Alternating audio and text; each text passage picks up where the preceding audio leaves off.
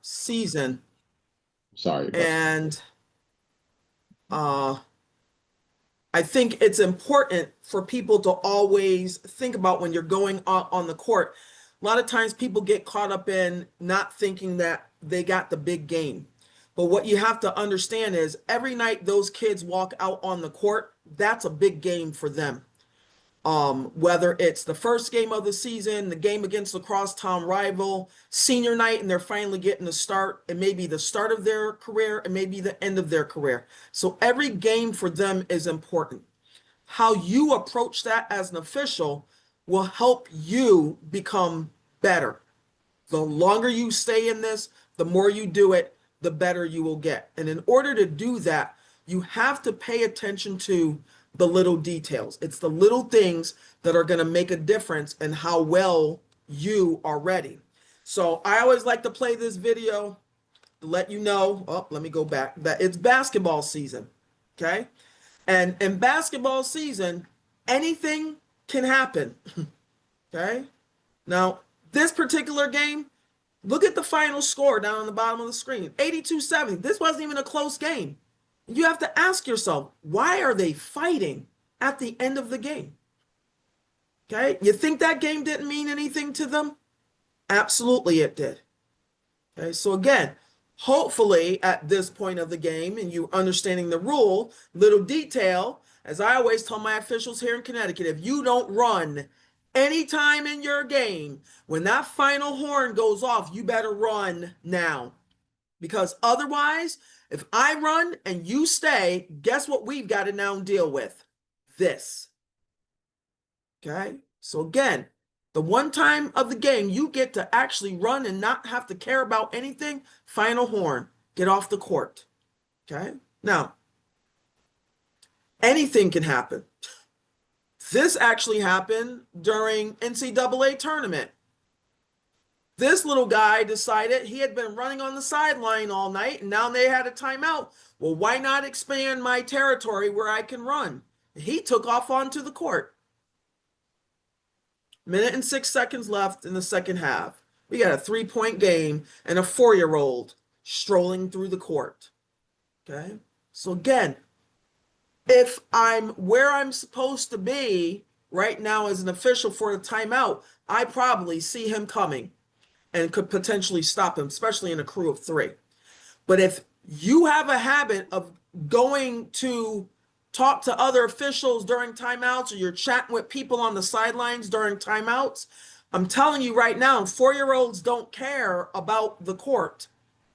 They care about the fact that they see more room where they can run. So you've got to be paying attention so that you don't get caught off guard, okay? This happened in a game, okay? High school basketball game in Oklahoma, okay? The kid in the blue hoodie dropped on the court and started to go into cardiac arrest. The kid in the tie-dye shirt, when everybody else was freezing and everybody else was panicking, the kid in the tie-dye shirt dropped and started to perform CPR. And stayed with that kid until the paramedics arrived. And then they met each other in the hospital. And that's his exact quote. There was no way I was going to let you die on the court. I just wasn't going to let it happen. Okay, so you can't ever, as an official, have a mindset that it can't happen in your game. Now, again, I'm not saying that you need to go out and become CPR certified. I'm just saying that you need to understand anything, and I mean anything, can happen during your game. So with that being said, my question for you is, how much attention do you pay to the little details of your game? Do you hustle up and down the court every single time, trying to get in the right position, trying to see the whole play? Do you have good rules knowledge that if you have to make a call, you can make the call, or if your partner makes a call or you're not sure about the call, when you guys get together, you actually can give some information that will be useful and helpful? Do you have enough courage and belief in yourself and your knowledge and your skills to make that call in the big moment? Do you have that same courage and belief in your partners? I am all but certain that some of you may have said yes, and some of you may have said, not some of my partners. And if that's the case, I challenge you. I am challenging you right now to get your partners in shape. Don't let your partners settle for, oh, well, you're the R, so I'll let you worry about it. Nah, we getting paid the same amount. Because if you have a partner that comes to the game with that mentality, tell them to sign their check over to you. Watch their face. Okay, so my thing is, if you're getting paid to be here tonight, my expectation is you're going to match me out on this court in effort and hustle and rules knowledge and skill. We need to do this. Okay, and we need to do it so that it becomes so routine that no matter what game you get assigned, you're ready. Okay, but let's talk about what happens in the big moments when the lights go up and the tension is high and the score is close and there's not much time on the clock and everybody in the gym is focused right now. Are you ready for that challenge? Are you ready to make the call if you have to do it instead of getting punked by the coach because I don't want to upset them? I want to be on their tournament list. I want to be able to get this game next year. You aren't going to earn that if you don't earn their respect. And you earn their respect by doing the right thing, even if it goes against them. Right? So let's start looking at some moments. 2024 NCAA Women's National Semifinals. Some of you may remember this. UConn against Iowa. UConn was down by 1. They had the ball in their front court, 7.6 seconds remaining on the clock. Okay. Little details. Okay. So what are we going to watch for? We're going to watch this screen. And I want you to answer for yourself whether or not you think the contact by Blue 3 was legal or illegal.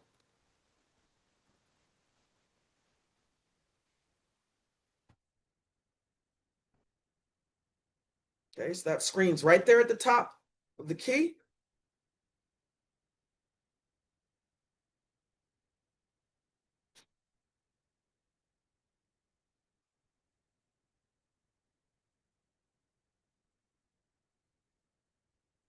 All right. So first thing we got to do is we got to think about screening and the screening rules. So when a player screens a moving opponent, the screener can be facing any direction, which she was, must be stationary, except when the screener and the player are being screened and are moving in the same direction or on the same path.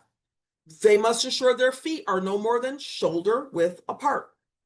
And they must allow the person being screened sufficient time and distance to stop and change direction. Right? So think about what you saw. Now let's look at that same play again.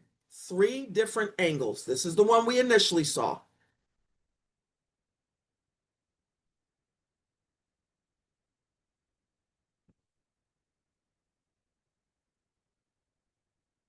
All right. Let's look at it from the back court.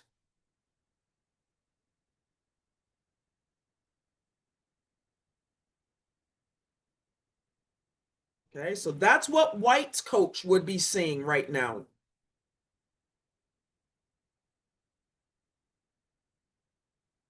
Right?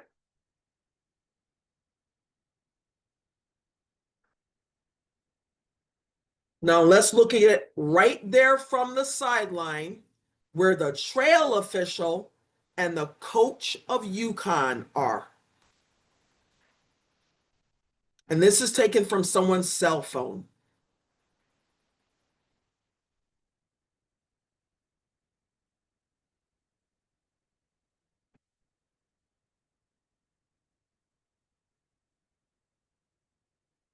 Okay? 3 different angles, same play. Right? The ruling that was made on that was a foul on blue 3, okay, for an illegal screen. So clearly she knew her rules knowledge and she applied it. She was in great position to see between the screener and the player being screened. And with less than 8 seconds left in the national semifinal, she had big balls. She had the courage and the confidence to make that call, which is why she was assigned that game. Okay? You can't be worried about 30,000 people in the arena. Half of them are going for white, half of them are going for blue. We don't care as the official. One coach is about to be happy. One coach is about to lose their mind. We don't care. Is it the correct call? Okay? And she made the correct call. Hey, Charlene, really quick. Yes. I'm not even Yes. trying to interrupt, but I remembered something from this. That Yes. official is the same official, if I recall, that made that call that was on the WNBA last, with game 5 or game 7 or whatever, uh, and throughout the coach, by the way. Yes. Yes, that is her. Yep, you are correct. All right, so let me go back to where I was. Oops, wrong one. Go to that one. All right, so here's moment number 2. Same year, the men from UConn went to the national championship game. UConn had a sizable lead with 3 minutes remaining in the game, and Purdue is starting to chip away. Okay, now Coach Hurley, he's quite theatrical. Okay, and he now realizes Purdue is making a run, so he's telling UConn slow the ball down, and he wants to set up a play so that they run some clock. Okay, so again, let's pay attention to, in this big moment, what's the little detail. So right now I'm giving you a snapshot of the ball handler, the official, who's the trail, and the coach, which you can see in the picture frame. Okay, now what I want you to think about is what rule or penalty would address Coach Hurley's actions and behavior. All right, so let's watch the video.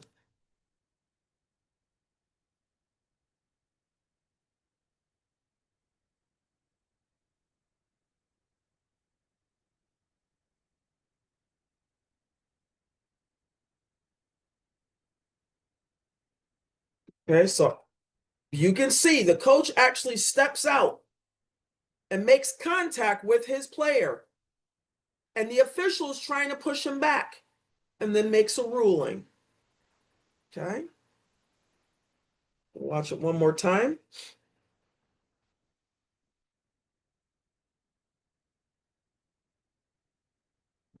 All right.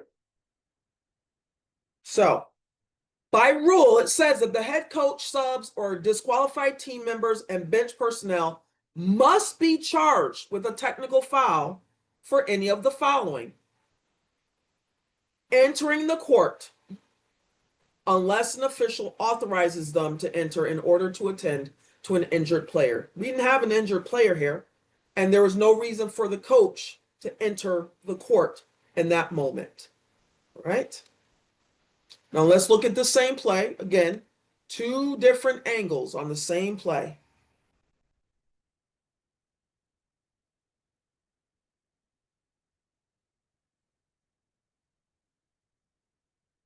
Now look at the coach. He looks down like, what do you mean I was on the court?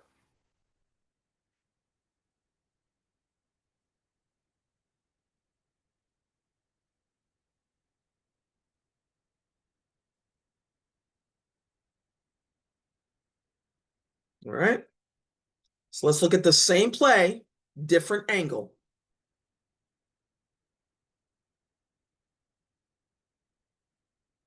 Now, what I want you to watch in this video clip, I want you to watch the reaction of Matt Painter, who's the coach of Purdue.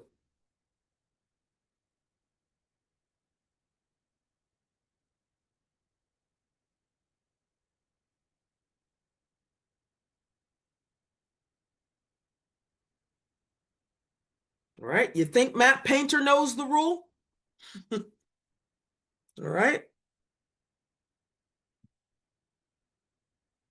So, did the coach commit conduct which should have resulted in a warning or a technical foul? That's what we have to be thinking about in that moment, because there's no way you could be thinking as an official that a coach stepping onto the court and shoving their player from behind was okay. All right. So, technical foul. The official was in the proper position, but the ruling of a bitch warning that should have been a technical foul, followed by giving the ball to the opponent, doesn't align. So the official made a ruling, but kind of buffered it. Okay. And that's why I have rules knowledge and application in red, because he was in great position and he had the courage to make the call, but he didn't have the confidence to make the right call. Okay. Do I think a technical foul would have swayed the outcome of that game? Absolutely not. However, if you're going to blow the whistle at that point in time, blow the whistle and make the correct call. Even if Coach Hurley's going to get upset, even if Coach Hurley's going to say to you, I've been on the court 49 times this season and no ref has called that. Well, that's 49 refs that didn't do their job, but I'm number 50 and I'm doing it right. Those are the kind of calls that lead to your assigner and your interpreter and whoever else is in charge. They will have your back because you've done the right thing. Okay? And we actually had this happen here in Connecticut in a girls' game. And not only did the coach step out on the court and push his player, but he pushed his player, and his player ended up hitting a player from the opposing team. So we got an upset parent, and we got an upset opposing coach, and we got a technical. And subsequently, that head coach was suspended, and he didn't even get suspended by the state authority. His own athletic director suspended him because the response was, you shouldn't even be touching players like that. Okay, so again, the officials did the right thing, but you got to get yourself in the position. You got to know the rules, because if you're in the right position and you know the rules, you'll make the right call every single time.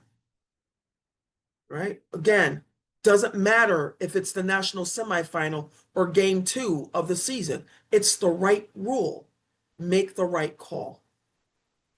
All right, so let's go to moment number 3. Okay, 2024, state of Delaware, their Blue Hen Conference Championship game. So one school, Middletown High School, has a 12-point lead halfway through the 4th quarter, and this is a rivalry game. And there's been some jawing back and forth between the guards. And then there's going to be some contact. Okay? So again, in this big moment, the little details mean a lot.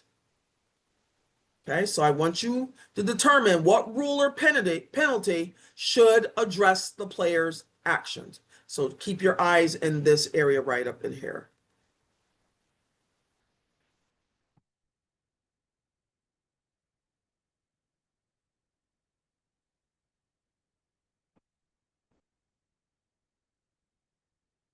Okay, so we have a 3-person crew, and the trail and the center official are still there.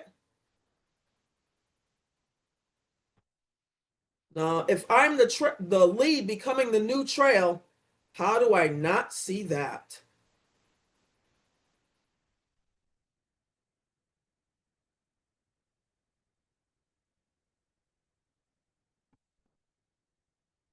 Okay, now as you're watching this, look at the bottom of the screen. Watch the fan reaction when this elbow is thrown. Right? And we know nowadays fans get really intense, and sometimes they'll come out of the bleachers. They want to fight. Okay? So again, we've got a 12-point game, 4.5 minutes to go. Okay? So the rules that we have to be looking at: intentional foul, intentional technical, making contact with the player who does not have the ball, not involved in the play, excessive contact with an opponent during a live ball. Do I think any of that just occurred during that play? All right. Now, before we can talk about the ruling that's going to get made, I'm going to actually take you back. We're going into the third quarter.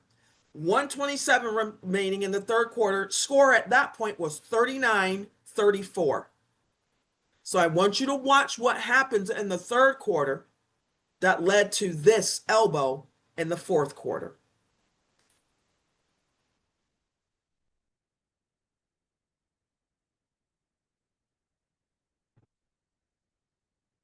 Okay, so watch our trail official.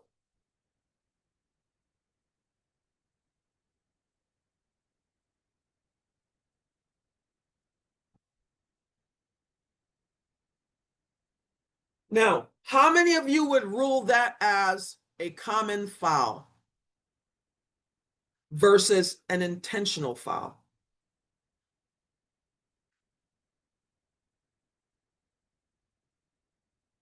Okay. So when we put it in perspective to see what happens in the third, did the player commit an intentional personal foul or should that have been a technical? Okay, so let's go back to that play again. This is the fourth quarter now.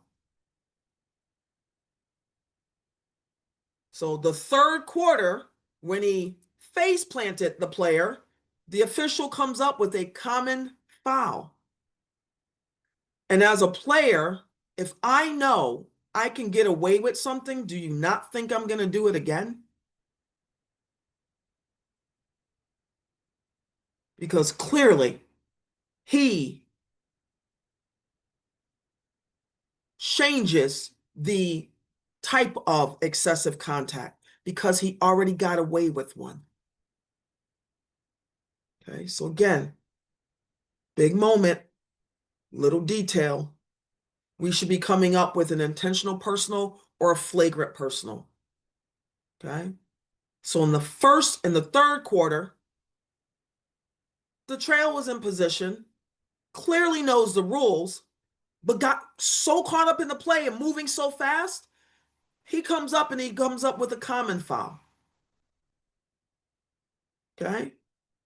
In the second incident, in the fourth quarter, the lead becoming the new trail needed to be thinking about what happened in the third quarter and then have the courage and confidence to assess this. I would have most likely assessed it as a flagrant because he's now done this twice.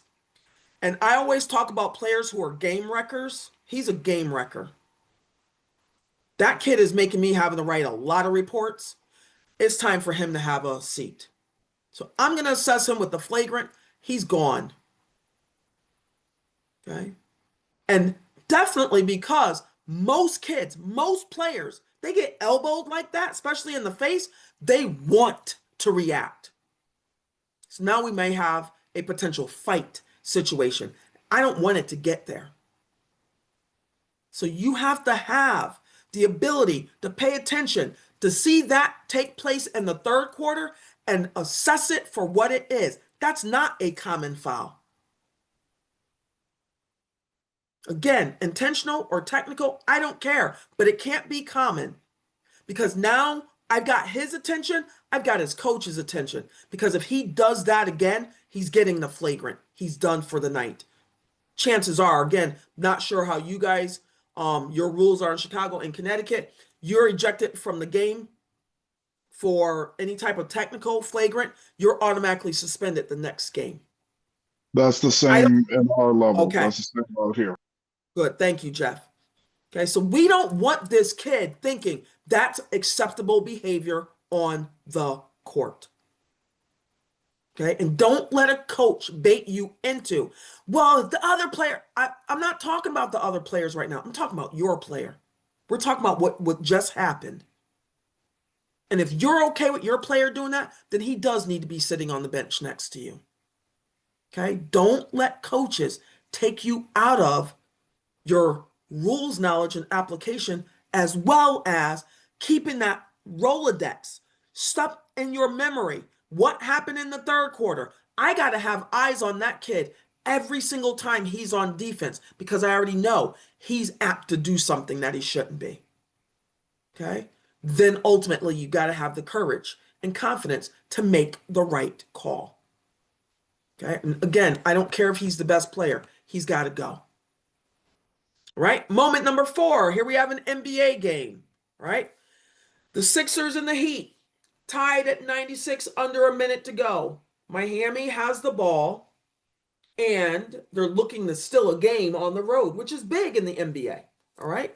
So again, big moment, little details. Let's look at the backcourt. All right? And let's decide whether or not this is the proper ruling and whether or not the official is in the proper position to make the call.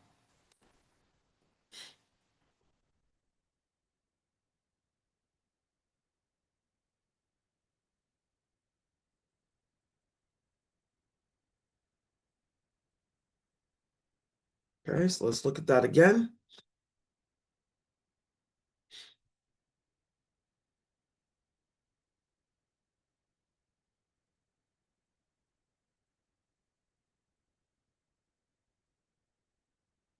All right.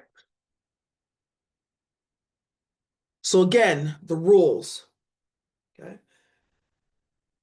Knowing what is determined to be front court status, both feet in the ball, we know they have the ball in the front court. And we also know that the offensive team, once they have the ball established in the front court, they can't be the first to make contact with the ball in the back court if they were the team that was last in control. All right. So whether you're in a crew of 2 or a crew of 3, again, getting into your manual and going to look to see what that means. Anytime players are expanding where they are in the front court, we as officials have to also expand our coverage. Okay. So once that player started to come much higher, and we know they have a finite amount of space to maintain in the front court, that trail official should have backed towards the division line so that they could see directly onto that play or into that play. Okay, so we're going to look at the same play, 2 different angles. Look where the trail is. Look where the ball is. Now, the first thing you have to ask yourself is, can the trail actually see the player step on the division line based on where he is and where the player is?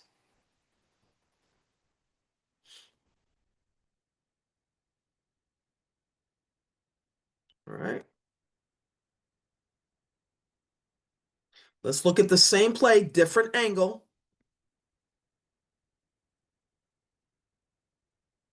Do we have a back court? And so the cameraman who's actually sitting at the division line gets a great angle on this. Okay. But again, look where the trail is. Soon as he saw 14 red moving that direction, trail should have been moving in the same direction. And what he would have had is a call from the division line standing right next to the coach of the Miami Heat. How could you argue that as a coach? Right? So again, getting yourself into the proper positioning. All right. So it was ruled properly as a backcourt. Okay. Clearly know the rules, clearly applied the rules, had the courage and confidence to make the call, but should have positioned adjusted a little bit sooner. Probably as soon as the first player caught the ball and was up high, he should have positioned adjust because it's easier to go up towards the division line looking down into the play and then come back down into the play than the below trying to look high. Okay, so again, even at that level, and trust me, NBA officials make good money. Good call, bad positioning, and I'm sure the director of officials pointed this out to him. Right call, but you're in the wrong place. So again, if they can make mistakes on the NBA level, I'm sure we make mistakes on the high school level, but we have to learn from our mistakes so that we grow from them, so that we're ready for the next game. Okay? Here's moment number 5.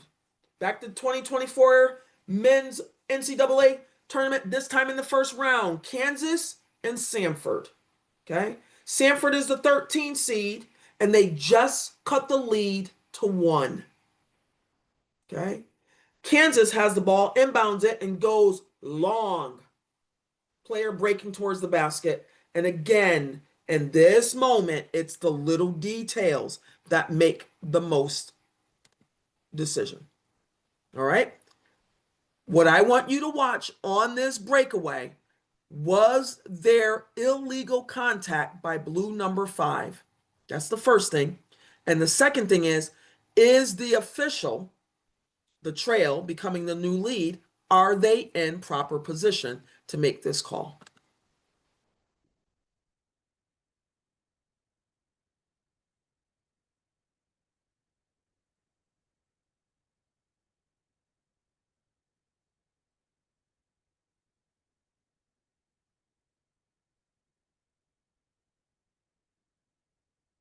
Okay, so let's watch it again.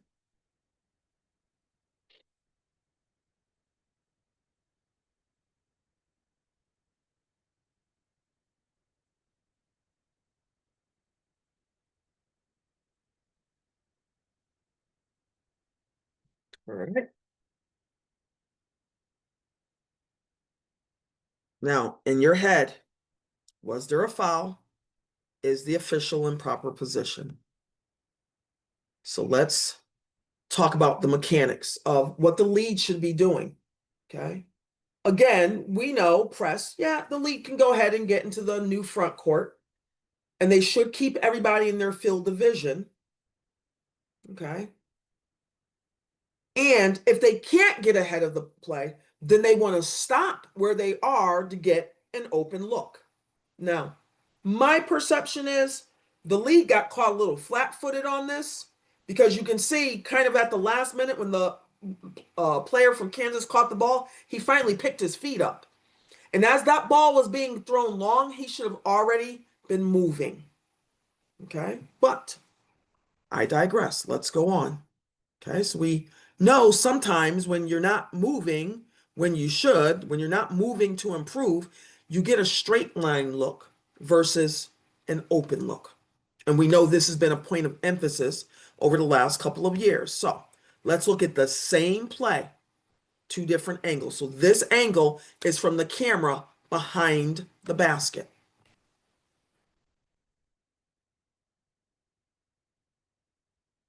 How many of you have a foul now?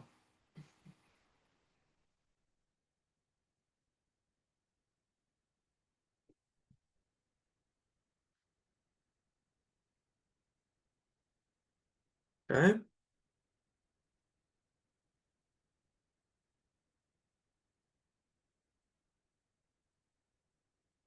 Let's look at the same play. Half court camera. This is the center official coming into view.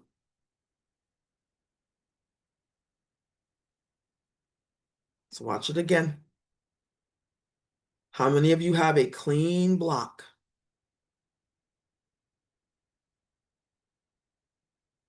But when you don't get yourself in good position, you anticipate the play and not the call. And this lead official cost Samford an upset in the first round because he was not in proper position. And then he made a call based on what he thought happened, not on what actually happened, because this is as clean as a clean block gets. And just because he grabbed the rim and came down hard doesn't mean there was any type of illegal contact.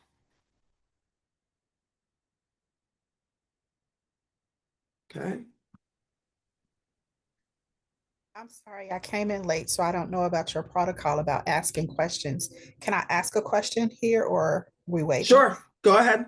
So my question is, are you saying that the lead is not in a good position? Because if he's at the baseline, I think he would have a worser, he would his No, what I think is the lead could have followed that play in, moving towards the end line, and he would have had a much better look on that play, as opposed to stopping as far out as he did. I think he got caught with lead feet and he made a ruling based on what he thought. I think had he stopped, let them go past him, then followed them towards the basket, he would have had a much better look on the play. Okay? He Okay. might not have beat them to the baseline, and that's fine. But I think he could have continued to move with the play, giving himself an open look between the offensive and defensive player. Because this is a bad call. It's a bad call. That's a great question, though. All right, so we had a clean block here that actually got ruled as a foul. Okay, so notice in red I have positioning. He's anticipating the play. He didn't hustle to get in a position. He didn't get himself to a place where he had an open look. He just stood where he was and figured, yeah, I can do it from here. Okay. Now, I'm sure he thinks he applied the rules, and I'm sure he thinks he used good mechanics because, again, he made a foul call. And I'm sure he thinks in that moment because he blew the whistle, obviously he had the courage and the confidence to make the call. But sometimes a good no call is better than a bad made call, if that makes sense to everyone. Okay? I'd much rather have a no call and then see this play later as an official and go, yeah, I'm good with that, than to have made a call and then see this video and be like, oh, damn, because you can't take it back once it's blown. So again, I continue to emphasize, got to know the rules, but you also need to know where you need to be on the court to see what you need to see. Okay, don't guess. Don't guess. And Right? Charlene, really quick, Yes, go ahead. this was a local official that happened this to. Wow. And if you also don't know, and I'm saying this really mostly for the group, this official was slated to work the next round. This was a first round game. He got removed from the rest of the round the year before, and the several years before he had worked what was basically a regional final, the furthest game up until a Final Four. He did Yep. not work beyond that. He was the alternate for the rest of the weekend because of what had happened on that play. Yeah. So that's Yep. how big these calls can get. And again, you want to be in these big games. Well, this is kind of what the consequence is if you make mistakes. And it's an Yes. honest mistake, but it just so you know, guys, this was a local official this happened to. Yeah. And again, the importance of it is, again, he's penalized. This is the NCAA tournament. It's do or die. And that's why evaluators are at all these games. I'm sure there was a conversation right after that game, and I'm sure his clinician asked, what did you see? Okay. And I'm also certain that they put that replay up on that board 4,000 times, whether we saw it at home or not. Okay. So again, it cost him the ability to move on to the next round. And this was a first round game. And again, a lot of people might have assumed, it's a 1 versus a 12, or it's a 1 versus a 16. It's going to be a blowout. Samford came to play, and they got robbed. They got robbed of potentially pulling an upset because of one bad call. And so all I can simply say to you is there's no magic to becoming a great official. It's all about the details. It's all about the little things you do, even before you get on the court. Is my uniform clean? Is it crisp? Do I look the part? What am I doing during pregame? Am I actually watching the teams warm up? Is the book ready? Have I signed the book? Have I done the captain coaches meeting? Or am I chatting with people in the stands? Because again, You may not think coaches are paying attention, but they're watching you from the minute you walk into their gym. And they're getting a feel for you as to what they think they can do that night while you're on their court. So again, it's all about the details. It's all about how you carry and comport yourself. It's all about that call you make in the first quarter. Because if it's a foul in the first quarter, it should still be a foul in the fourth quarter. Doesn't matter the score. Doesn't matter how much time is on the clock. If it's a foul, if it's illegal contact, if it's excessive contact, and there's 2 seconds left in the game, blow the whistle. It's still a foul. Or it's still a technical foul. Blow the whistle.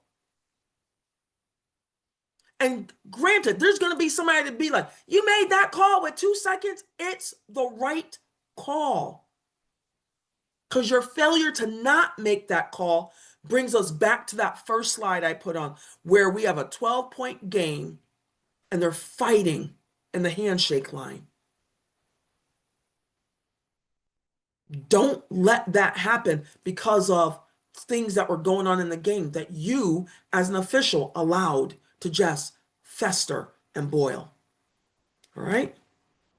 It takes a lot of time and effort to become a great official. But it means you got to hustle every single time to get in the right position, to know the rules, so that in that split second, if you have to blow your whistle, you can blow the whistle and make the appropriate ruling, whether it's a violation or a foul. I don't care how much Clarence and Jeff and I talk and train. Once you get out there, you have to be confident in what you're doing. Now, as my mom would always say, there's a difference between being confident and cocky. And people will pick up on that cockiness. And that's when coaches start to chip away at you, because they don't want anybody's ego to be bigger than theirs. But there's nothing wrong with being confident. You don't have to exude it. You can feel it when you make a call. You know if you made the right call. You know if your partner made the right call. Okay, and once you two get on the same page, or if you're in a crew of 3, the 3 of you are on the same page and you're being consistent, man, you feel good about that game. And there's no better feeling in the world than when the game's over and you go in the locker room and now it's, woo, that game felt good. Ooh, I'll work with you guys any day. That's a great feeling to have, because you know everybody was doing what they needed to do that night. So again, remember, you don't have to have the national semifinal. You don't have to have the state championship. You don't have to have the big game. Remember, for those kids, every game is a big game for them. Are you ready for the little details that make you ready for the challenge that night? Because every game presents its own challenges. All right. So with that being said, I really do wish you all the best this season. Are there any questions or concerns? I see 23 things in the chat room, but I think that's just attendance. Let me go through really quick. Charlene, somebody did ask the question. Bryce has asked the question: if you see a clear charge and no one calls it, can you call it?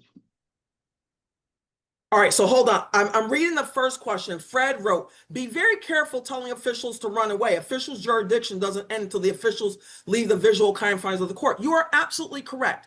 And what I simply mean by that, again, is when the game is over, we don't need to go over and check the scorebook. We don't need to stand there and monitor the handshake line. When that final horn goes off, you're making eye contact with your official score. You're giving them the thumbs up that what you see up on the board is correct.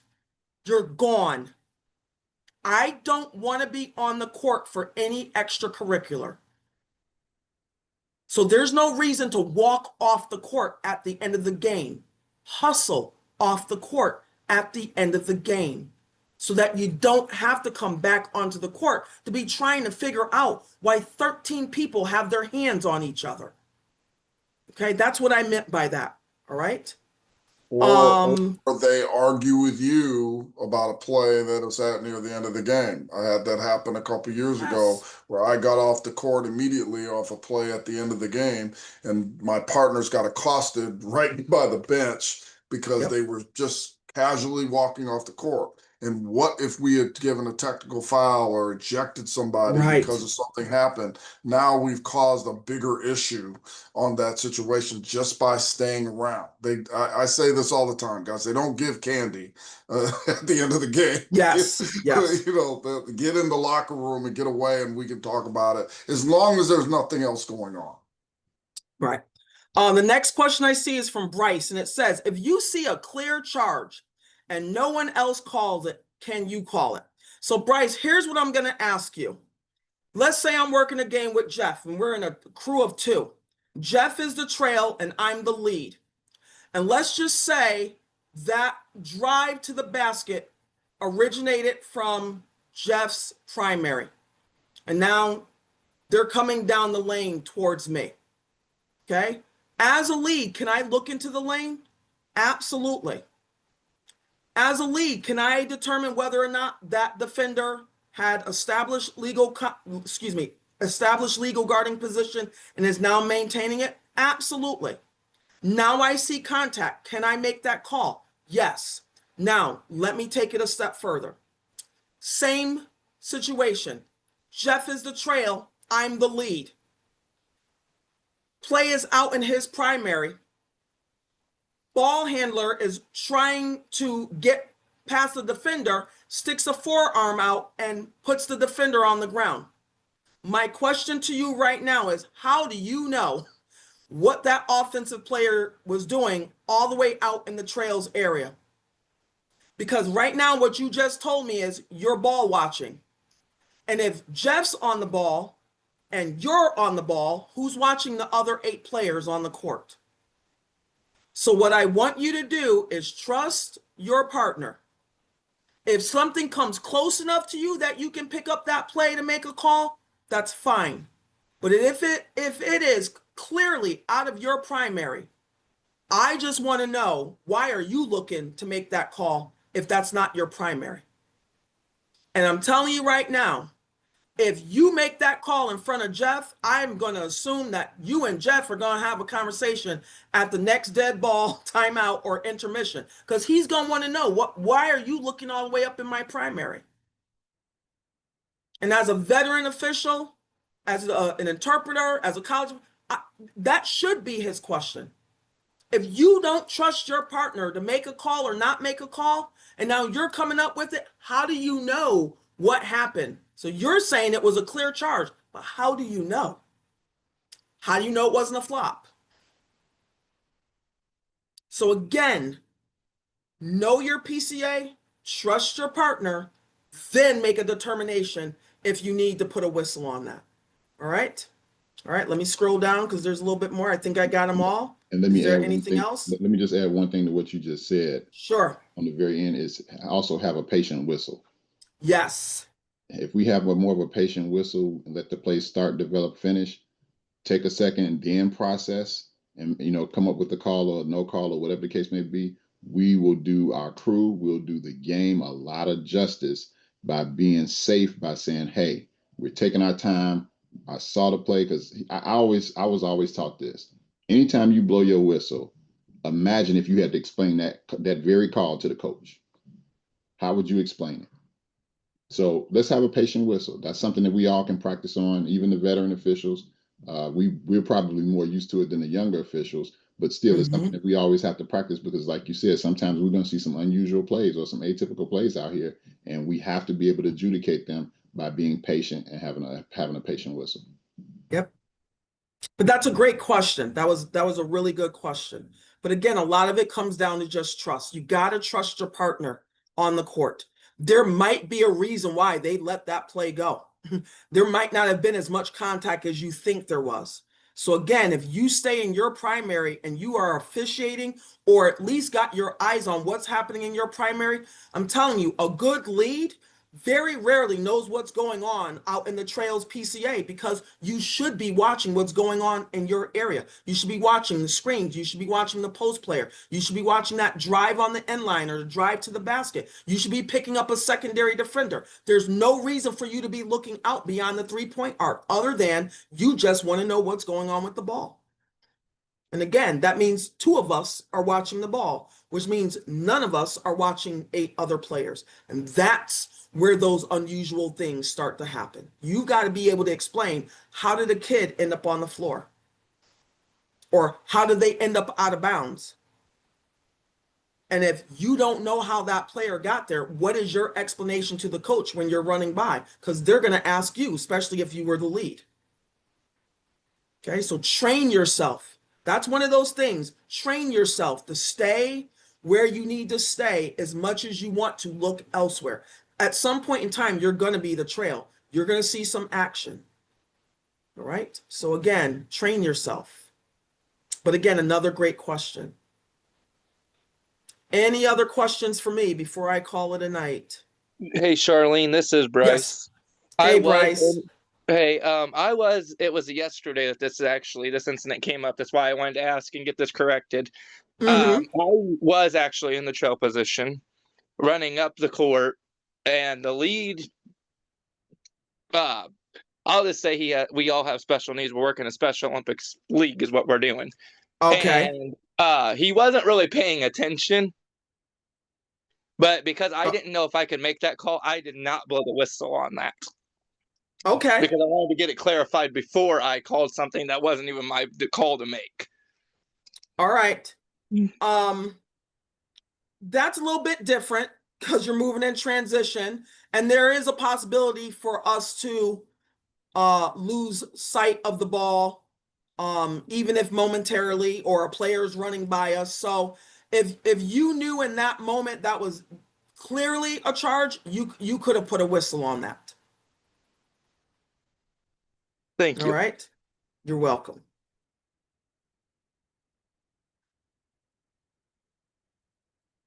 Anybody else? Anybody got any questions for Charlene before she heads off the call? I don't have a question. I got a comment. Charlene, my name is Andrew Williams. I'm just glad that you didn't stay on one place for 45 minutes. Thanks, Clarence. Always Oh, one, Lord. right? Always one. Yeah. All right. Well, thank you, Charlene. I know you ain't talking, Jeff. So Yeah, I just said Thank there's you. always one. That's all I said. Thank you, Charlene, so much for being out. Absolutely. Hopefully Absolutely. everybody got some information, some positive information you can take into the season, and elevate your officiating knowledge and skills. And Charlene will be presenting again with us in the future. So again, thank you so much. Appreciate all the help and support that you guys give us all the way from Connecticut. Much appreciated. Absolutely. Absolutely. My pleasure. All right. Get some sleep, Charlene, so we can see more T-shirts online, please. Well, oh yeah. I love the t-shirts. Coming. Don't worry. They're coming. Love the t-shirts. All right. Well, thanks a lot, Charlene. All right. Good night, everybody. Have a good Thanksgiving, Charlene. Yes, well. you too. Yeah, happy All right. Thanksgiving. Good night. Thank you. All right. For those of you that's still on the call, we wanted to kind of just touch on a couple of things for the since the girls' season starts today. Just maybe talk about any questions anybody has in regards to IHSA rules or officiating mechanics rules, knowledge, or anything like that. I see we have some other state interpreters on the call.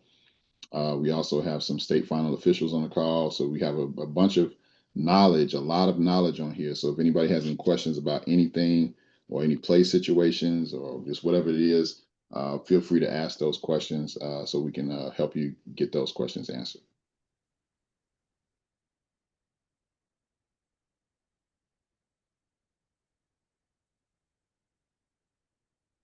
All right, no questions. Okay, well, we got a couple of state interpreters on the call. Fred Almond, if you want to just address the audience or just say a few words, feel free to do so.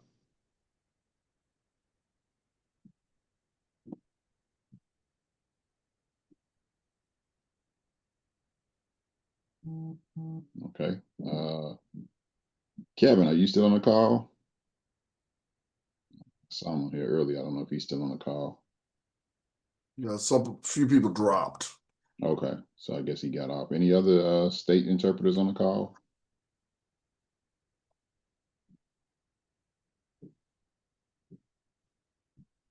And young officials, this is a great time to ask questions. Please ask questions. Okay, Fred, I see you. Thank you. So I am an official that has come back from being away for about 6 or 7 years. I had a baby, and so I'm coming back into the fold. Congratulations. And so my question, and I've noticed this when I first started, so this would probably be about 10 years that I would have been an official, but starting over again, how do you um I, I don't want this to sound negative, but I have just learned that officiating can be cliquish at times, and it's just trying to find the right people to help you move or advance your career and make sure you're on the right track. So because I've been away for so long, I feel like I'm just starting all over again, even though this would probably be my like 11th year if I would have continued. Jeff, you want to chime in? Well, I would say this: officiating is like any other profession. There's people who, you said cliquish. That's no different than any other profession that you can imagine. Teachers, financial services, all kinds of professions. I would say this: the best thing that you could do is find a mentor or mentors from people that are at levels that you either want to achieve or levels that you even aspire to be maybe in the future. It's all right to have more than one, and just talk to them about situations and circumstances. And another good way, and this is for everybody, basketball started this week, or started today actually. This is a great time, if you're not working, to go out and watch officials, and you can meet all kinds of people. And if you just say, hey, I'm a new official, I'm trying to learn, I just want to know, I just want to understand, can I watch your pregame? Can I watch what you guys talk about postgame? Those are conversations that if you start having with people, you will get to know more people, and they will sometimes, especially veterans that really care, will start to take an interest and maybe help you in ways that you don't even realize.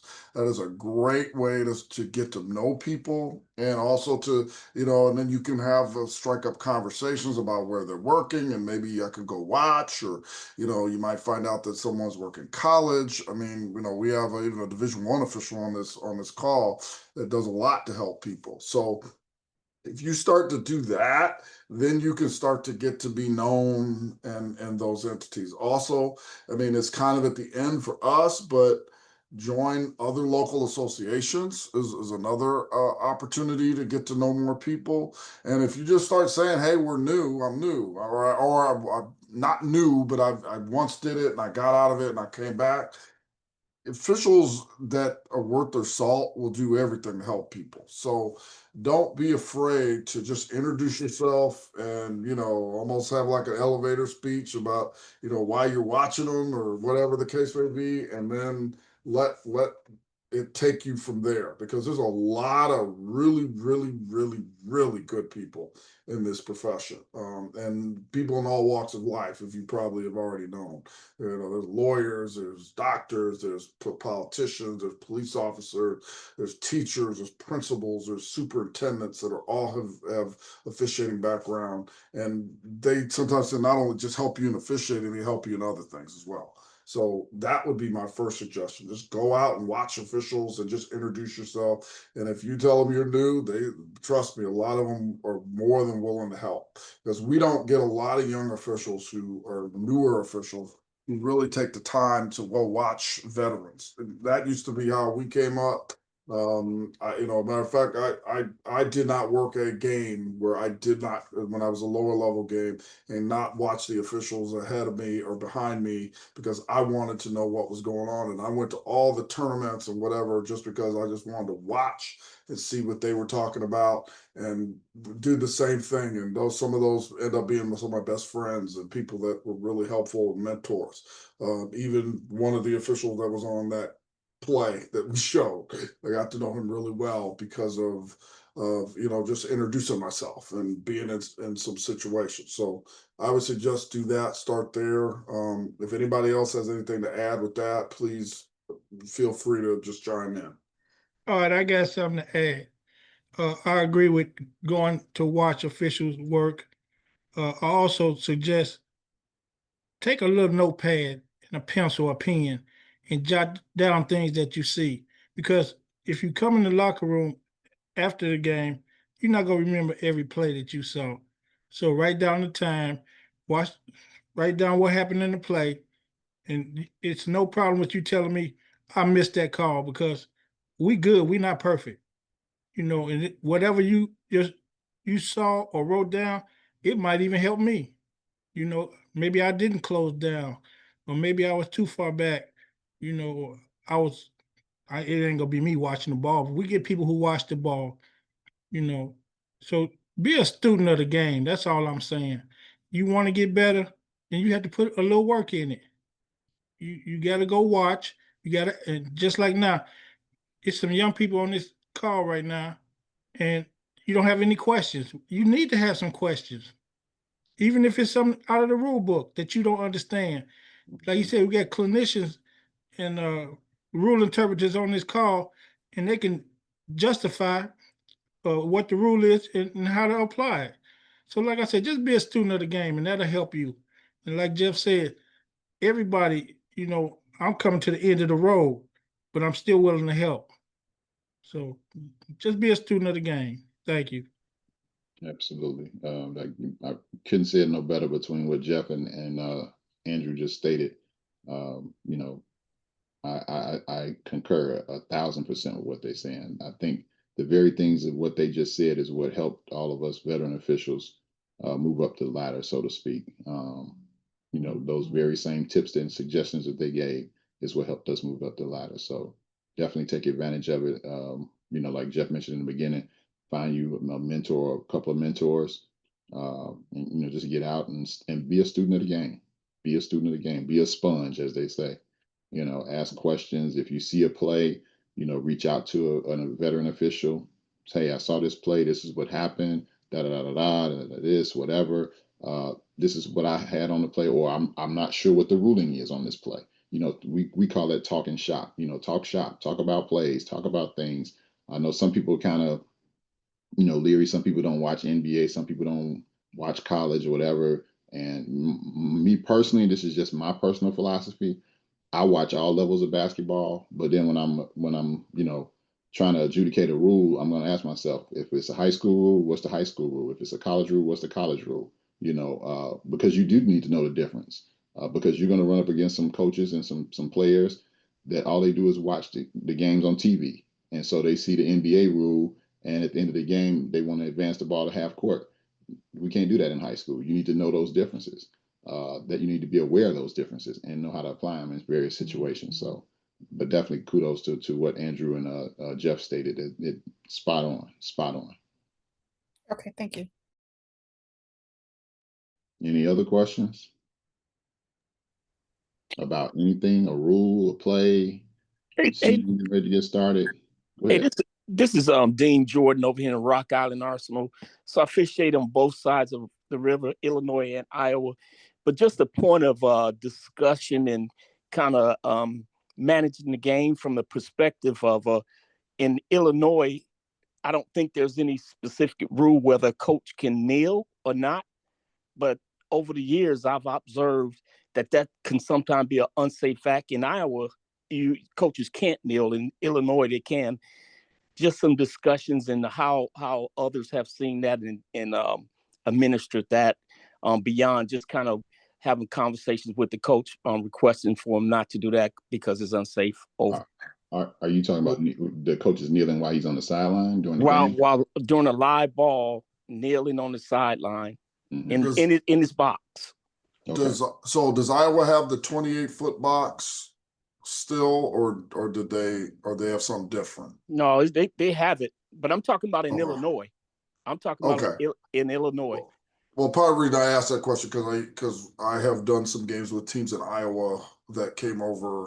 I used to live in Central Illinois, and there was some debate about what they could do. But in Illinois, we have no restrictions to what they can do inside the box, as long as they are seated inside the box and as long as they're standing inside the box or whatever. There's no issue. Now, coaches probably you might need to tell a coach about maybe their location and seeing them and, be aware of that. But no, we don't have a specific rule that makes them where they have to stand versus kneel or whatever. Most coaches should have enough sense to know that they could be in a dangerous spot if they're in certain situations. And hell, even a couple of years ago, I ran into a coach in the box. And he wanted to tell me how much he was in the box, and I put him in the first row to stand. So, yeah, we have no such rule in Illinois with that. As long as they are in the box and they stay in the box, they are legal to have their box. Great question. Appreciate that. No problem. No problem. Anybody else got any questions? Yeah, I'll make a comment on the box. That's a safety issue. And if you think there's a problem of a potential safety issue of you running into them or a player running into them, move them. Coach, we're here for player safety. I don't want you to get hurt. Move them off. To Millicent, contact your assigner. This goes for everybody. Contact your assigner, and they'll know who would be a good example of good officiating and go to their games. And also contact those officials ahead of time. If you're working the prelim, ask them if you can, if they can stick around, come early and watch you for some pointers, but stick around and watch them and as they work, because you can always learn how to do it and you can always learn how not to do it. Oh, another thing with that too, when we get outside the tournament time and we get into actual varsity games with just two teams, another thing that is not done hardly anymore is we have a lot of lower level officials who will come to or they'll do their games and we never see them. Yeah, they Like book. they literally book the minute that they leave, and we might, especially the sophomore game, because most varsity officials were in the main gym where the sophomore game is, and we'll watch them, and they won't ask one question or won't, one situation. And I remember this, and this happened a couple years ago. Who we officially called Chick. Was on the game with me and Dan Dyra were on a game, and he came and watched the game where he was working with us, and the official screwed up the opening tip or something. And when they came in the locker room, they didn't ask us one thing. And I'm gonna say this because a lot of veterans do not feel comfortable just telling you something. We oftentimes, if you ask us something, we'll give you the information that we think, especially if we don't know you. Now, if I know you, I may come to you and I may say, Clarence, what the hell are you doing? Because I know Clarence. That's a different conversation. There's people on this call I know directly. But if I don't know you and I've never met you, you initiate those conversations and say, hey, did you see anything? And most of us are going to give you something good, and we may give you something bad. But I always want to leave you with something good, if possible, because you don't do everything wrong, but you definitely don't do everything right. And I don't mind if you're in my game and watch it and tell us that we did something wrong, or you ask us what happened on that play. And is that the rule? I don't believe that, that's a conversation. I love having those conversations. So don't feel bad to initiate those conversations as a younger official, because then I might, because that conversation might lead me to helping you with some other way, because now I know a name, a face. I know that you're into this. I know what your attitude is about it.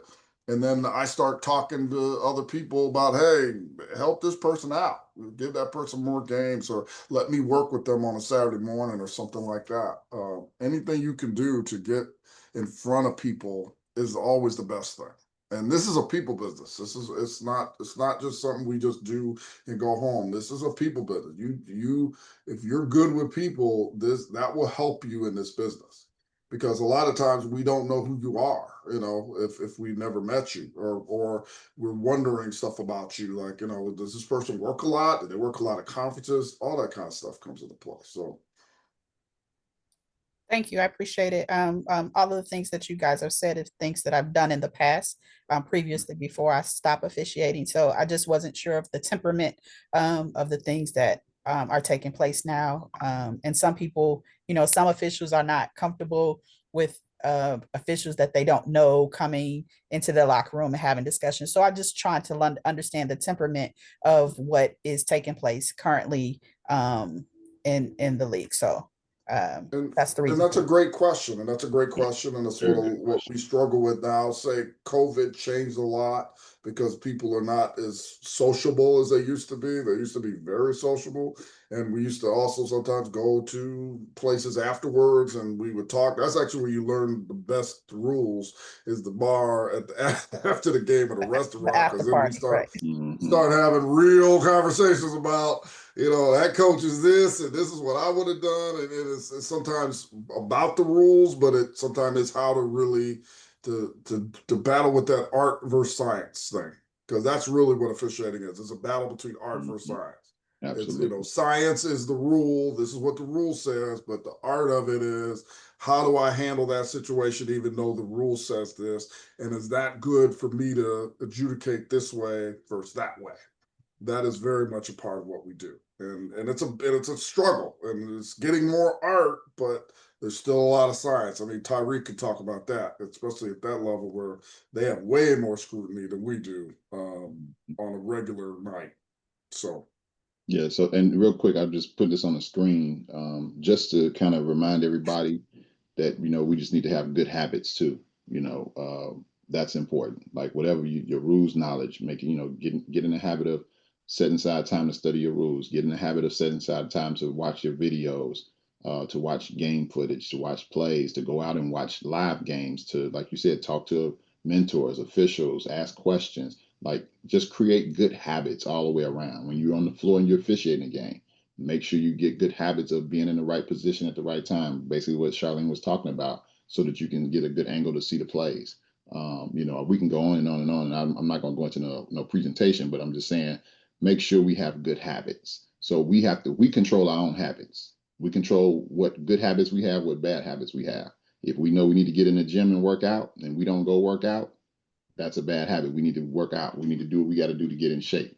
If it's just being disciplined about staying in my primary, calling in my primary, that's a habit. You have to be very intentional about having those good habits of staying in your primary. Trust your partners, call the obvious, referee the defense.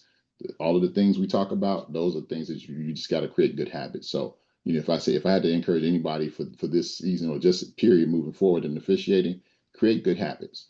Whatever it is you're trying to accomplish, whatever level you're trying to get to, it's all based on good habits, because that's what's going to separate you from the average official, is what kind of good habits do you have that's going to separate you from everybody else. All right. So without further ado, we're not going to hold you guys any longer. We will just go ahead. We'll be back. We will not be here next week, just so you know. Next Monday, we're taking off because the boys preseason will kick off. And of course, there'll be holiday tournaments all over the state, basketball games everywhere. So again, try to get out and watch games. I know some of us on the call will be working, different tournaments, shootouts, things like that coming up. So again, just, try to get out, check the newspaper, check online. You can find the games all over the place. I know that there is one website that pretty much has a lot of the boys games throughout the state. It's hsbball.com. You can always go there and check out, find out who's playing where and what's going on there. So definitely try to get out there and watch as many games as possible. So with all of that being said, we'll stick around in case anybody got any questions or want to look at a couple of plays real quick. We'll do that. But other than that, we're going to call it a night. So again, thank you everybody for being on the call, and we'll return back That'll be Monday, December 1st. Monday, December 1st. We'll return back on Monday, December 1st. All right.